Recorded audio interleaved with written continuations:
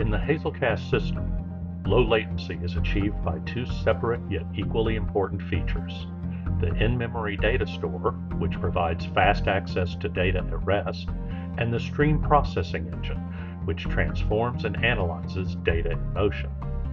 These are their stories. Today's story is about grouping and rolling aggregations. We've already looked at some of these transformations, which I've highlighted in green. All of the transformations we've used thus far are stateless. Now, last time we updated a materialized view, and that view was a stateful view of a business object, but the state was being held in the IMAP, not in the pipeline. On the right side of the screen are stateful transformations, where state is kept by the pipeline itself without having to rely on some other mechanism external to the pipeline. I've highlighted two of these transformations that we're going to use in the pipeline we create today. So today we're focusing on aggregations and performing simple ones on trade data as it flows through the pipeline. Aggregations can be classified along the two dimensions shown in the grid. A rolling aggregation, shown on the left, is applied to all items over the lifetime of the pipeline. A windowed aggregation, by contrast, is applied to items that arrive during a particular time slice, for example, sales per hour. We'll look at windowed aggregations next time. Our pipeline today will only use rolling aggregations. Now, the rows in the grid distinguish between grouped and non-grouped aggregations. The top row represents non-grouped aggregations. We could, for example, capture the total stock market volume by aggregating the number of shares traded across all stocks. But if we wanted to see this on a per stock basis rather than across the entire market, then we would first group the trades by their ticker symbol and then apply the aggregation to each group individually. JET provides a number of built-in aggregations, such as count, sum, min, max, and average. Any of these aggregations can be applied in the way suggested by any of the four quadrants in the diagram. So you can indicate whether the aggregation is grouped or not, and whether it's rolling or windowed, and then you specify the specific aggregate operations to be performed. This will be clearer when we see it in code. Our version 6 pipeline picks up right where version 5 left off. We aren't making any changes to the branch of the pipeline that writes the trade details to an IMAP, so we'll skip right over that. In the second branch of the pipeline, as before, we're enriching the pipeline by looking up the company name and adding it. Last time, we also populated this stock view object with the most recent trading price and the number of shares traded.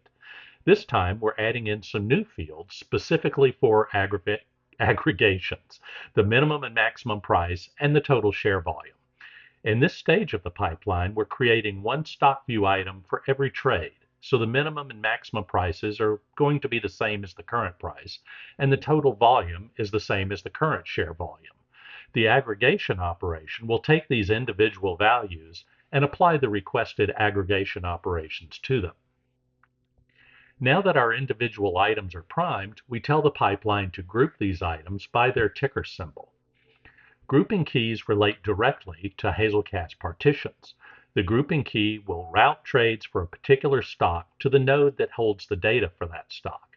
In this way, we get load balancing across the cluster, and any enrichment or other operations related to the ticker will be satisfied on the local node rather than requiring a network call. Next, we instruct our pipeline to perform a rolling aggregation and pass as an argument the specific aggregation operation we want performed. We're going to perform three different aggregations. Rather than attaching three separate aggregation stages to our pipeline, we can use the aggregate operations all of construct to pass a list of aggregations that we want to be applied. As you can see, we're doing three separate operations here: finding the minimum stock price, the maximum stock price, and the total volume. These are all built-in operations, and you can probably guess from the names that there are different variations of these if the fields we were aggregating were of different types. We could also write our own custom aggregation operations if none of the built-in ones are suitable for our use case, but that's beyond the scope of today's episode. Because we're doing three different aggregations here, Jet is going to pass the result on to the next pipeline stage as a tuple of three results. That could be very useful if we wanted to do additional analysis on the various outputs, but we're just going to use these results to update our materialized view. So we'll merge the three results into a single stock view object, and then finally sync that stock view object into our materialized view. So we can see how this looks when we're running our pipeline in Management Center. Our DAG view doesn't look too different. We've still got the two different forks, but we have added a couple of different stages related to the aggregation in the workflow for this right-hand fork. We can also look at our maps again and see that again our trades continues to go up. Our materialized stock view stays at 30. We can also use the SQL browser to actually go in and take a look at the items in our IMAP here, our materialized view, and if we do this same query a few times, we'll probably see at least the current price should change, and the minimum and maximum prices may change as well as the data comes through. So here's a fun fact. Jet pipelines are converted to a directed acyclic graph, or DAG, for execution. So at its core, Jet is a finely tuned engine for executing DAGs with high concurrency across a distributed cluster of nodes. Now, many SQL implementations, including ours, will convert SQL statements to a DAG representation and then execute the DAG. So in Hazelcast, whenever you're executing a SQL statement, you're actually running a lightweight Jet job that leverages the same infrastructure that runs your pipelines. So what have we learned? We can do various types of aggregations against our streaming data by adding aggregation stages to our pipeline. We can use the built-in aggregations provided by Jet or create our own. These aggregations can be done by use of a grouping key to subdivide items or against all items if no grouping key is provided. In our next episode, we'll see how we can define a window to time slice the item stream and then perform aggregations on items based on the time slice they fall in.